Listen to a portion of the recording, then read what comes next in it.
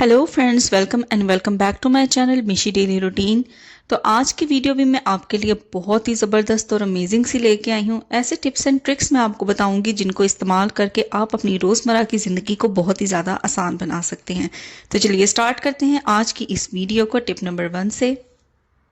देखिए, जब भी हम बाहर से फूड वगैरह ऑर्डर करते हैं तो इस तरह के जो छोटे प्लास्टिक के कंटेनर्स होते हैं इनके अंदर अक्सर रायता या सैलड वगैरह होता है। तो अमूमन हम तो इनको डिस्कार्ड कर देते हैं, लेकिन यहाँ पे मैं आपको इतना ज़बरदस्त इनका यूज़ बताऊंगी कि आप कभी भी इनको डिस्कार्ड नहीं करेंगे।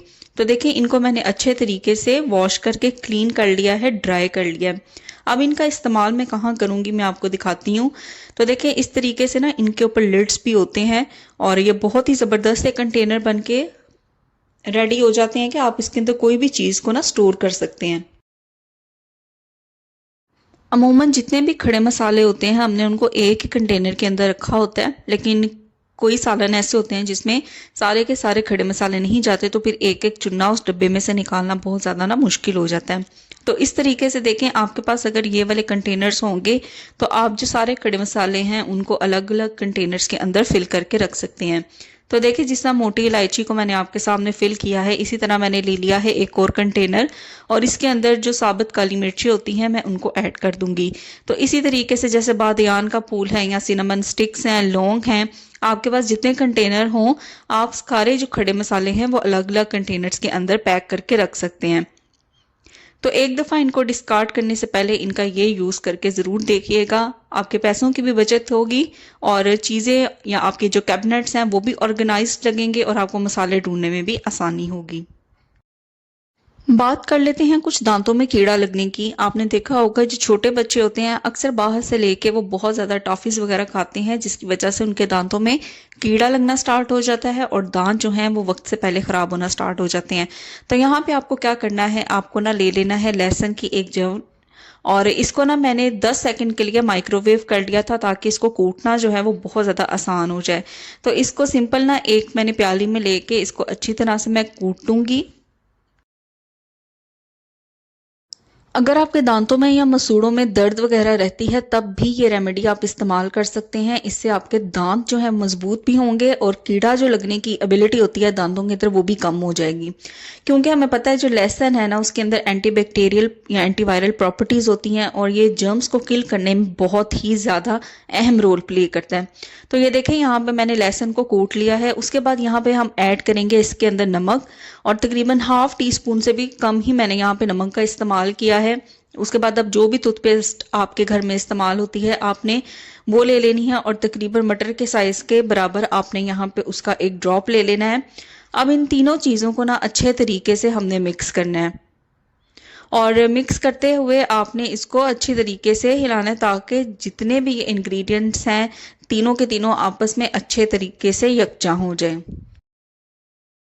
आप इसे फ्रिज में स्टोर करके रख सकते हैं। दिन में आप 2 दफ़ा इसको इस्तेमाल करें और आपने देखे फिंगर पे थोड़ी सी इसकी क्वांटिटी लेनी है और अपने सारे दांतों और मसूड़ों पे आगे पीछे आपने इसको अच्छे तरीके से रब करना है।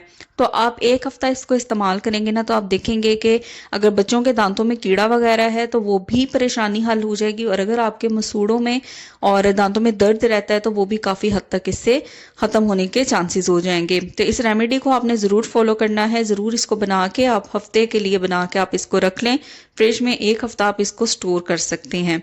तो चलिए देख लेते हैं आज की वीडियो का नेक्स्ट टिप। तो चलिए यहाँ पे बनाते हैं एक बहुत ही ज़बरदस्त सा टूल और यहाँ पे देखें मैंने ना बॉटल का एक कैप ले लिया है। आप चाहे पानी की बोतल का भी इस्तेमाल कर सकते हैं और जो मिल्क बॉटल्स आती हैं आप उसका भी इस्तेमाल कर सकते हैं। तो यहाँ पे मैंने एक लिड ले लिया है यानी बॉटल का कैप ले लिया। उसके बाद यहाँ पे मैंने ले लिया है कटर और कटर की हेल्प से यहाँ पे मैंने इसके 2 कट्स करने हैं। तो यहाँ पे ना मैं आपको करके भी दिखाती हूँ कि किस तरीके से ना आपने 2 कट्स लगाने हैं। तो देखें, इस तरीके से हमने 2 कट्स लगा लेने हैं। उसके बाद ये जो ओपन वाला फ्लैप है ना उसको हम कटर की हेल्प से रिमूव कर देंगे। तो बिल्कुल इसके सामने हमें सेम इसी तरीके से कट लगाना है। तो ये आप माप के बिल्कुल इसके सामने तो दूसरी साइड पे भी इस तरीके का कट लगा लें। तो ये देखें आपके सामने बिल्कुल ये रेडी होके तैयार है। अब हम इसका यूज़ कहाँ करेंगे। देखिए, किचन में अक्सर काम करते हुए मोबाइल फ़ोन यूज़ करने की ज़रूरत पड़ती है। या अक्सर हम कोई रेसिपी वगैरह या ड्रामा वगैरह साथ साथ देखना चाहते हैं, लेकिन जो मोबाइल है वो हम शेल्फ के ऊपर नहीं रख पाते। तो इस ऑर्गेनाइजर के अंदर आप मोबाइल रखेंगे तो बहुत इजीली आप मोबाइल को यूज भी कर सकेंगे और किचन में आप अपना काम भी कर सकेंगे।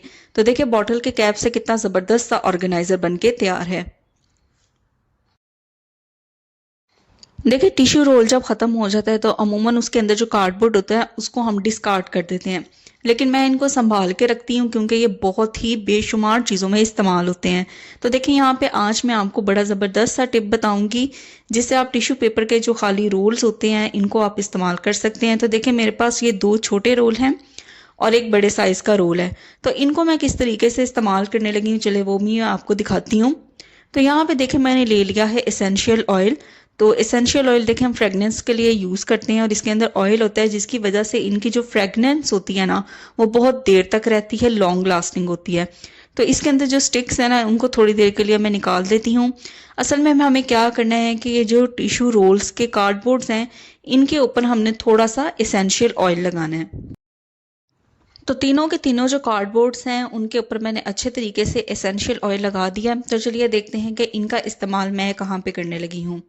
तो देखिए हमारे घर में जो शू वाला रैक होता है या जो भी हमारे कबर्ड का एरिया है जहाँ पे हमने शूज़ रखे होते हैं, तो क्या होता है कि उनके अंदर से ना आहिस्ता आहिस्ता से स्मेल आनी स्टार्ट हो जाती है। तो ये देखिए मेरे ना इस वाले रैक में बिल्कुल नीचे करके मैंने शूज़ रखे हैं, तो यहाँ पे मैं इन कार्डबोर्ड्स को रख दूंगी। इनसे एसेंशियल ऑयल की बहुत अच्छी स्मेल आएगी और दूसरा ये कि जो कार्डबोर्ड है वो बैड ऑडर को एब्जॉर्ब करने की एबिलिटी भी रखता है। तो ये बहुत ही बेस्ट यूज़ है, आप भी ज़रूर ट्राई करके देखिएगा और कार्डबोर्ड्स का ये इस्तेमाल ज़रूर करिएगा। तो चलिए चलते हैं अब नेक्स्ट अब बात कर लेते हैं कुछ बिस्किट्स को लेके और कुकीज़ को लेके। देखिए जब भी हमारे घर गेस्ट वगैरह आते हैं या हम खुद भी कुकीज़ या बिस्किट लेके आते हैं तो इनका बेशक ये एयर टाइट कंटेनर्स के अंदर हों, लेकिन आपने नोट किया होगा कि वक्त के साथ साथ इनके अंदर जो है वो नमी आना स्टार्ट हो जाती है, जिसकी वजह से जो कुकीज़ होती हैं या बिस्किट होते हैं ना वो बिल्कुल भी खस्ता नहीं रहते।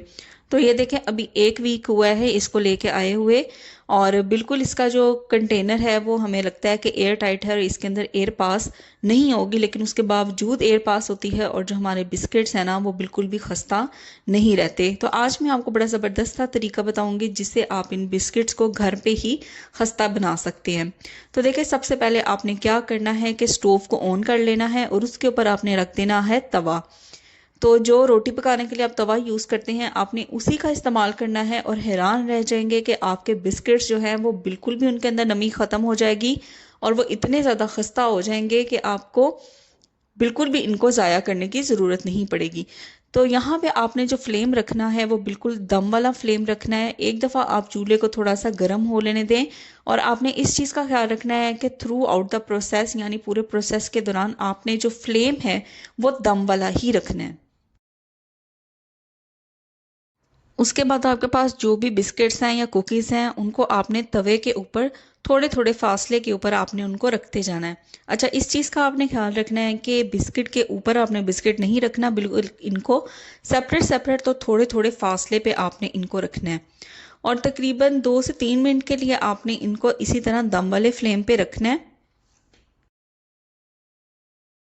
अगर अभी तक आपको वीडियो पसंद आ रही है तो चैनल को ज़रूर सब्सक्राइब कर दीजिएगा और वीडियो को लाइक भी ज़रूर कीजिएगा, शेयर भी ज़रूर कीजिएगा ताकि जिन लोगों को इन टिप्स एंड ट्रिक्स की ज़रूरत है उन तक ज़रूर पहुँचे। तो देखिए यहाँ पे 2 से 3 मिनट हो चुके हैं बिस्किट्स या कुकीज़ को इसी तरह तवे के ऊपर रखे हुए बिल्कुल लो फ्लेम पे। अब इसको देखें मैंने एक जो है वो उसको उठा के मैंने आपको दिखाया कि ये नीचे से बिल्कुल भी नहीं जलेंगे क्योंकि फ्लेम का आपने ख़ास ख्याल रखना है। अच्छा यहाँ पे अब मैंने फ्लेम को ना ऑफ कर दिया और इनको थोड़ा सा ना हम ठंडा होने देंगे। अगर आप इसे गरम गरम ही तोड़ के देखेंगे ना तो ये उस तरीके से आपको खस्ता महसूस नहीं होंगे। आपने इनको पहले थोड़ी देर ठंडा होने देना है और फिर आपने इनको तोड़ना है।